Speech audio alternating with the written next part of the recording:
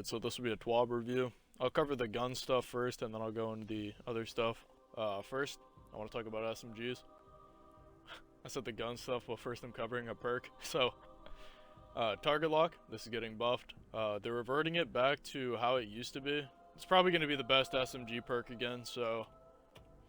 Honestly, I feel like Bungie should have just buffed SMGs. You know, so then every SMG could be good, instead of us going back to needing target lock. Yeah, this perk's been kind of useless since they nerfed it, well, when Checkmate came out. So I have to go look at all the new SMGs, try to find... Yeah, kind of just look at all the SMGs again, see what ones are going to be crazy with target lock. I don't know if Shayor's is still in the loot pool, but hopefully you got a target lock Shayor's. But yeah, I mean, target lock on 900 is probably crazy now, whenever this change happens. So that's just my quick thing on target lock. Get into the guns now. These heavy burst sidearms, I really enjoy these. I'm glad these are getting a buff. Pretty crazy buff too. It's a lot more damage they're getting. Empirical evidence, forgiveness, those are the two popular ones I'm thinking off the top of my head. Yeah, these things have always been pretty good. They're like a .73 time to kill. A lot of range on them. Yeah, I like how they're buffing these. Yeah, these have been pretty good for a while. Used to use Forgiveness and Eye of Soul and the Omni low meta, Forgiveness Arbalist, you know, Empirical Evidence, Lorenz Driver. And then even in like the Prime SMG meta, I would use Bacchus Forgiveness and Shap, or Kepri's Forgiveness Shap. So definitely pretty good. Looking forward to using my Forgiveness again. I kind of already talked about this earlier, submachine guns. So they are increasing the mag size. That is going to make target lock a bit worse after they revert the change. It's still going to be a good perk though on SMGs. Once again, so if you don't know the current state of SMGs, you know, before Checkmate, you know, before the hell changes, 900s and 720s were both .67 time to kill. Shayor's in them, 600s. That was a .8, and then with the Checkmate change, they made the time to kill on these slower, to be honest. So multi-mock, .73. It's not that much slower, but it's now, instead of the same as an LC's, slower than an LC's, which is quite a shame. And then the Immortal is a weird one at a .75 time to kill. I don't know if there's any other thing in the game that's like at that. But yeah, I feel like Bungie should have just changed the damage numbers back so they were .67 time to kill, at a .67 time to kill. I feel like that would have just been like a better change, because it'd be like how they used to be. If you're one of those people that think like the SMG meta ruined the game and stuff, it was never the SMGs that were ruining the game. It was target lock. It's a good thing they're, you know, somewhat buffing SMGs, but I mean, I feel like my change is better than like the target lock one, just making them go back to a .67. I don't know how the calculation on target lock will work now with the mag size change. And like the thing with target lock is you have to land all your shots with that. So if someone's just lagging a bit, it'll mess up the target lock. If someone hits you with a crouch strafe, that'll change, you know, that'll mess with the target lock. If someone's just peek shotting, that'll mess with the target lock. Sure, there's other things. So that's what I'm saying. It should just be like a .67 time to kill again, because LC's .67 in the meta. You can use that any range. Why can't we have SMGs back to that, you know? This auto rifle buff, I mean, this is pretty cool. They're buffing the damage by 0.1. Like, this is cool and all, but I feel like instead of spending time on this, they should have spent more time onto balancing pulse rifles, or maybe changing the meta a little bit. So under this, we have the pulse rifles, high impacts, you know, LCs and stuff, reduce body shot damage. Yeah, basically reduce critical hit damage by 1. So I'm gonna be honest here. This will somewhat do something, but it's still just gonna be meta though. It's still gonna be broken. And then reduce the ADS damage, you know, basically giving it like less range or something here. I've said it in previous videos, like the term, if you play out of the LC's range, meaning if you're just out of like that 40 meter range, so it doesn't really tube burst.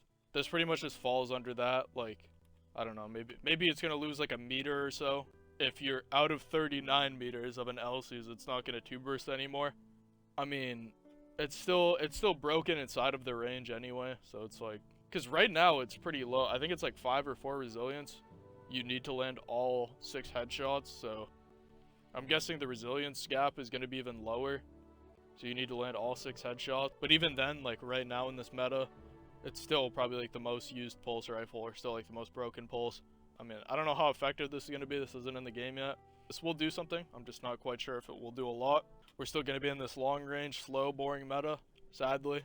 The next best thing to use if somehow these pulse rifles suck, which I don't think they will, we'll just use like revision 0. 4 burst is 0.73 time to kill. And it also has like a bunch of range and stuff. Just makes that time to kill a little bit slower, but it's like the only thing that's going to out TTK you is like a Hung Jury or a Fang. We're still in this long range boring meta, right? Before I cover lightweights, I want to say that they didn't talk anything about nerfing the range on 120s or anything. So the thing is, we got to get out of this boring long range slow meta. Hitting the range on 120s would help out with that. If you guys had to pick, right, would you rather deal with 140 hand cannons, not Hawkmoon, let's just say like Palindrome for example, right? Would you rather deal with a Palindrome or an Igneous? This will help out with lightweight pulse rifles. The body shot damage increase, this should help out with them. Scout rifles, so Might of Multi-Tool getting buffed. We're still in this long range meta. Yeah, I don't really have like much of an opinion on this. I mean, if I'm gonna be honest, like I don't care. Sniper rifles, getting sniped through flinch is something extremely aggravating, so Bungie's making sure it happens more. Whisper of the Worm buff, they're buffing Sulking Wolf and PvE. So G-Lance, this is the only like thing that's getting nerfed here for the 2 burst. I actually can't believe they said this. This is cool.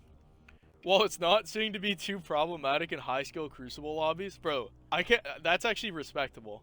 I do like that. I like how Bungie said that. They're aware. Yo, I'm actually glad I read that. They're actually aware. That's crazy. High level play, you like never see the Graviton, but it dominates in lower and middle skill lobbies. I like how they noticed that. It's cool they noticed. And then the annoying class ability, then the annoying thruster, Wormhusk, closing out the year strong. So last week to get the Adept Uzume, still a really good sniper in Crucible. The Adept Summoner in Trials, the final week this year, you know, I'm pretty sure it's the Adept Summoner right now and Bungie messed up. Alright, so Bungie messed up with this one. The time I'm recording this right now, it is the Adept Summoner 12-13. So, and this came out 12-12, this TWID came out 12-12. It's actually class-based matchmaking and the Adept Summoner this week, so good one, Bungie. Anyway, I wouldn't worry about this too much. Bungie likes to bring this gun back every 2 seasons of Destiny, so Iron Banner returns January 14th, and the Adept Prophet, does anyone really care? Overall, my thoughts on the TWAB, I feel like I said my thoughts as I went on, but overall, the first thing I'm gonna say is I'm happy Bungie said this. This is pretty cool, actually. I'm glad they actually get this, like they understand. Anyway, other than that, pulse rifles, I feel like it's not just high impacts that need to be nerfed. They need to pre-fire off a nerf of the 4 burst ones like Revision 0 and stuff. They should nerf the range on 120s a little bit. They should nerf like the long range things, in my opinion. Like the long range things in the meta, so we can not have such a slow meta and it might be a bit more enjoyable. Like at least they're nerfing pulses a little bit. I don't know when this change drops, hopefully sometime soon. Sidearms, happy they're buffing these. SMGs, I feel like I said this a lot in the video, probably like half of the video is me talking about SMGs.